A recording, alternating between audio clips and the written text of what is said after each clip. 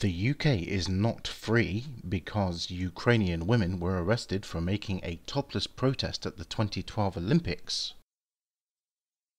I think the refutation for this particular talking point can be found in the actual talking point itself, but let's just address it here.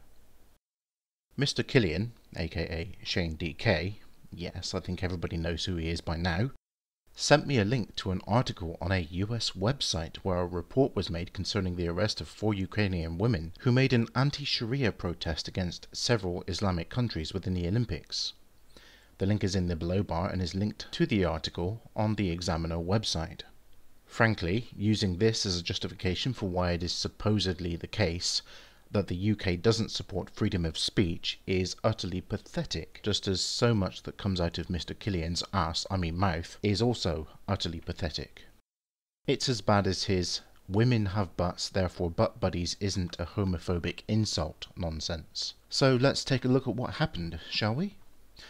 According to the article itself, several Ukrainian feminists were arrested at the 2012 London Olympics on Thursday in a topless protest over Islam's influence at the Summer Games. After shouting anti-Sharia law protests, 4 women were taken into custody over disorderly conduct.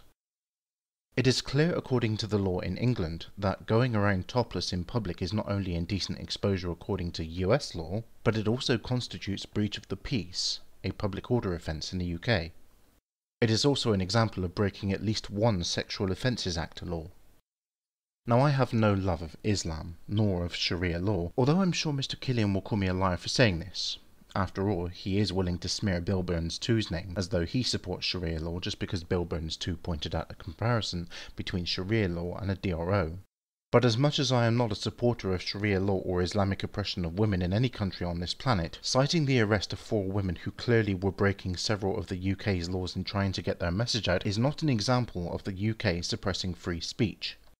It is an example of people flouting laws that are clearly available for everyone to look at. Claiming that this is an example of the UK not supporting free speech is therefore an egregious misrepresentation of the facts. Mr Killian should therefore be ashamed of himself.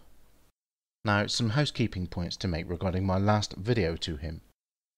The terminology used in describing certain key points in the video needs to be corrected. At one point in the comments section, Mr Killian described to me that the expression butt buddies was a syllogism for sycophant, and I repeated the expression in my video. However, this is incorrect. The correct terminology would have been to say that butt buddies is a synonym, not syllogism, for sycophant. Syllogism actually has a completely different meaning to synonym. This is in addition to the point I already made in that video. Thank you.